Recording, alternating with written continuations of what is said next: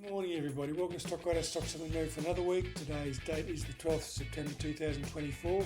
My name is Richard Lee and I manage the stockradar.com.au website for you. Well, exciting week, we're up at the highs, people worry about lots of things, will it or won't it? Always the questions we're asking each other, but I'm trying to trying to show you a clear way through some of those hard questions we're going to ask when we're trading. Okay, positive thoughts this week. Well, firstly, our property and banking stocks are booming. So property's having a burst of momentum. 2 weeks ago we added our 6th property stock pick, and we've got another one looking like it might come in the wings this week. And the banking sector, really, we're built on this solid 4 pillars foundations of the banks, and you can almost add Macquarie in there these days. It's almost as big as ANZ. So that's those stocks and some other smatterings of some diversified financials, property, health stocks have been keeping our market on the boil, which has been fantastic news. So we're at the highs and we're not worried too much at this stage at the moment. Okay, so let's go firstly to our top 10. Okay, smattering of banks, property stocks. You can see ANZ's in there now, Charter Hall, Fisher and Paykel, which we've watched this one for a while. I'll have a look at this one a bit closer later on. GPT is doing well, IAG, the eternal trender, NAB's chasing new highs, Pro Medicus is making new highs, so is Suncorp, and Centre Group's come in there as a property stock, and Westpac. So there are more top 10 ratings, but that's a good cross-selection of what we've got as a heart and soul of our stock picks at the moment. As far as the stock pick count goes, it's flat this week. We've had none in and none out, so just 67 stock picks and ETFs of 178 covered, and that leaves 51 stocks of 154 stocks, and we've got about a third there in stock pick holdings. Okay, so that's where we are, the stock pick count. Let's go and have a look at some of the overseas markets now. Firstly, well, the Dow, it's up at its highs. Why would we worry too much? There's nothing really untoward there at the moment happening. We saw a bit of selling a few weeks ago, but that seems to have dissipated a little bit, and it's still testing its highs. So that's a good sign there. Nasdaq's a little bit different. Those techs are sort of a bit volatile, bouncing up and down a bit. So we're getting a little bit of a bit of sideways rotation happening through here, holding support here. We've got a lower high here, which is a bit of a worry. So we'll just monitor the situation at the moment. For the moment, it looks okay. There's certainly a challenge going on at the moment in that market. The S&P again, it's got to its highs, hasn't got through there yet, but really we're not that far away from the high, so why would we worry? I don't really know. So we saw the selling there a couple of weeks ago. It doesn't seem to be too worried at the moment, but we probably would like to see back through those highs again shortly on the S&P. If it's going to continue. Our market, it's at its highs as well, doing nicely. We've had a new high here, all-time high here. We traded sideways for a bit. We've got another new high here, so we're edging higher, and I like these high lows there through the bottom there, which is always a nice, comforting little cushion to have there. Gives us an idea of when we might be in trouble. So that's the ASX 200. Now the commodities. Well, gold is just continuing high. There's nothing really there. It's above the average. Volume's fine. Momentum's fine. It's in a trend. Copper, well, it's in a trend, but it's going down. Struggling at the moment. Nothing really there to excite us in copper. Neither with Brent, which is now broken to new lows here. So this support looks like it's finally giving away. We've had some heavy volume come out through here, which has just pushed this Brent crude price right down through support, now below $70. Okay, so that is the overseas markets. Okay, nothing too really to worry about there. Crude and copper aren't looking that good. Gold's on its uptrend. The indices seem to be okay. So I did look at Fisher and Paykel briefly when we looked at the top 10, and this is how it's looking at the moment. It's up at its highs. We followed this one for quite a while together, and we've seen it move high from this break here we saw back in May, and it really has shoveled its way high from $26 to $34 in pretty quick time. So really nice little market imbalance there, which we got onto there. We're still holding this one. Our stops up here nice and tight. We're at the highs. A reaction could occur. It could well go through and extend further. At the moment, we're seeing reasonable volume down here. I can just push it up a little bit maybe, give you a bit more of an idea. So the volume's looking quite good on the upside there. Momentum's good. It's above the average. And it's testing new highs at the moment. So nothing to do there but raise your stop on Fisher and Paykel, and its trend intensity rating is 10 still. Okay, insurance Australia. I'm just going to go through 4 good trending stocks at the moment. This is an eternal trend almost, this one here. It just keeps going.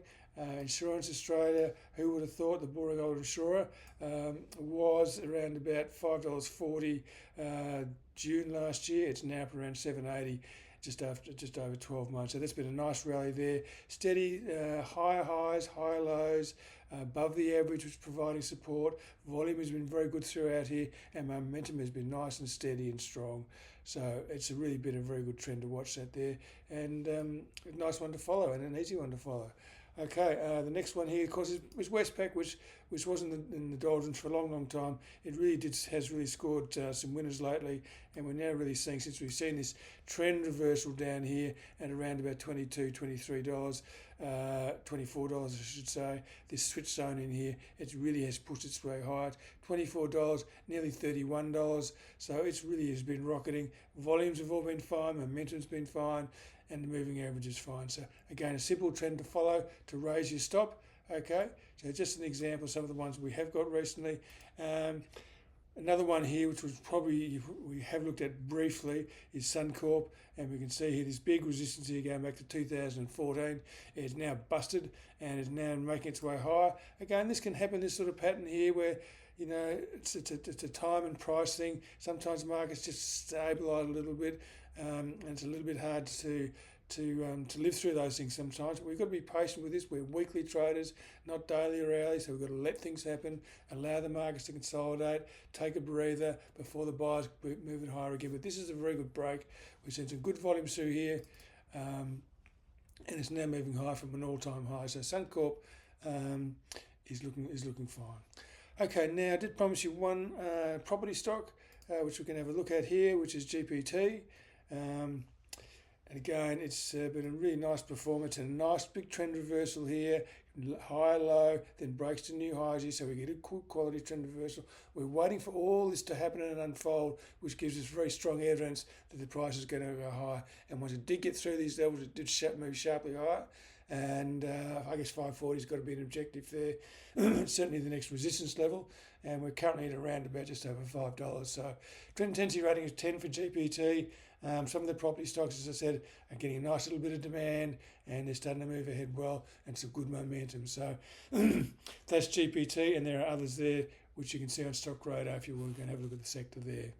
Okay, a couple of interest here. ASX, well, you know, everybody loves to hate the ASX at the moment because they charge too much, they don't do their job properly, all sorts of things.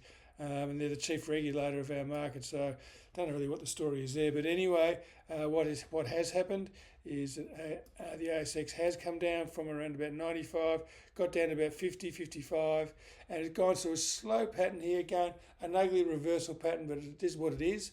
We've got a high point here. Here's our low, our high point. Got a slightly higher low, which is not a bad sign. But what I do like here, this rally here, we saw some really good volume come through here. We've now seen some selling come back down. Okay, we're testing the market, but we've got a higher low again. So we're starting to get that shift from selling dominance to buying dominance by the look of it. Okay, so now what I'm really looking for now is for it to move through my switch zone, which is the moving average, the downtrend line, and a horizontal resistance line, which is the ultimate barometer of whether trend reversal is triggered or not. So it looks interesting, ASX. Trend intensity is -1, so it has come up into the neutral zone. The downtrend seems to be over. So I think it's certainly worth watching this one because it can move quite sharply when it wants to. And as I said, sentiment's pretty negative here, which is often what happens at these lows. So keep an eye on the ASX. Could be one that's going to go for a run at some stage. Okay, the next question is, will Bank of Queensland join the rest of the banks in rallying? It's been a bit in the doldrums for a long time.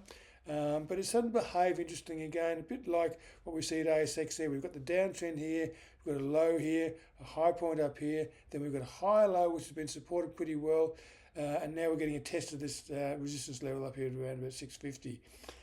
There's a glimmer of hope here, a little bit of buying here, nothing extraordinary. The momentum started to move up a little bit, and it's just starting to move above the average. So we're getting this typical slow shift on a trend reversal. It doesn't just happen overnight. It develops, it happens, it has false starts, it comes back, it gets nervous. That's a typical characteristic of a low. So Bank of Queensland, again, it's moved up into the trend intensity rating of +1, so it's neutral zone. And I think it's looking interesting, certainly worth watching. We're not doing anything yet. We just wait until we get the signals till full development of our trend reversal occurs. Okay, so let's make it Queensland. Well, on the health sector again, CSL, we can have another quick look at this one here. You know, it's just been trying so hard here to get through this 340 level, just below 340, 330, 680, I think is the high. But, you know, we saw some really good volumes in these two rallies here. And we see some selling come back in, not too heavy selling. So we're sort of marking time here. We certainly haven't got through yet. So it is a big resistance level, as we can see. So but we're not really resolving from the challenge just yet. So we just wait and watch.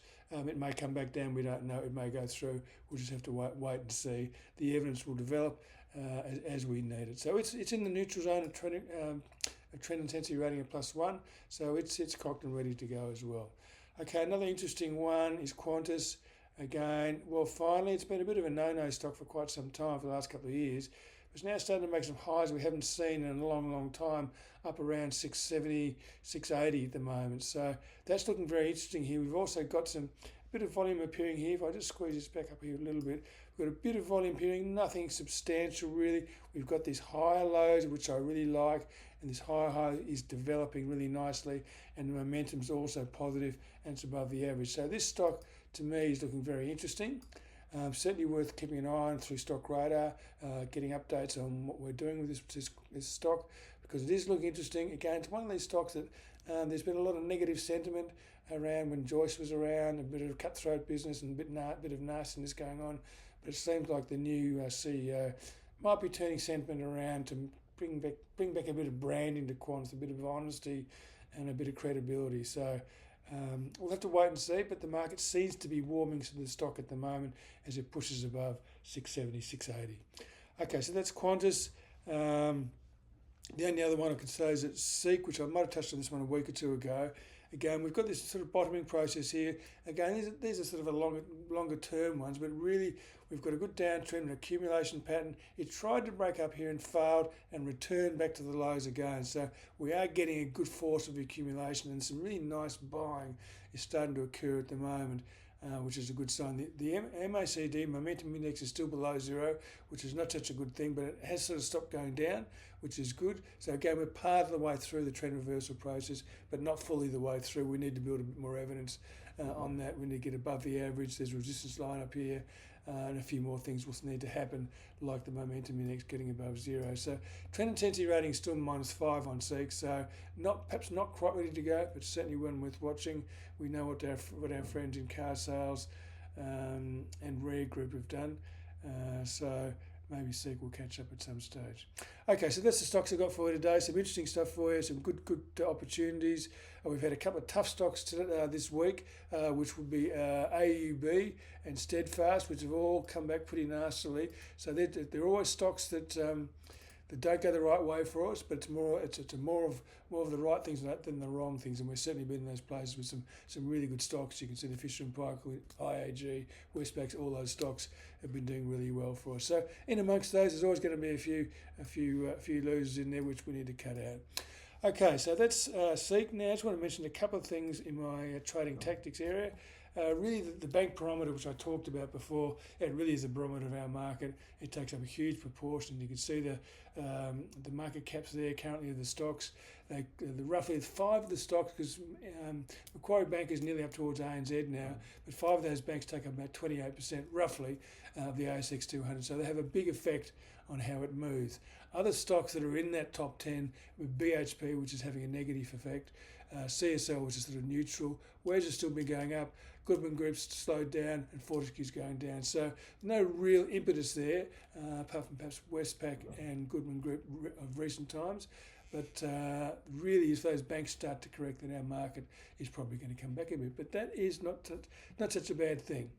So, but Stockradar, we are basically index unaware, so we're not index doesn't come into our calculations for decision making, and we also market cap neutral, so we don't take a notice of market cap weightings. So the focus is on stock price behaviour to identify trending opportunities. That's what we're about, and so that's the main thing we're focused on. So Stockradar has stock-specific equal weighting, so everything's weighted equal in this world.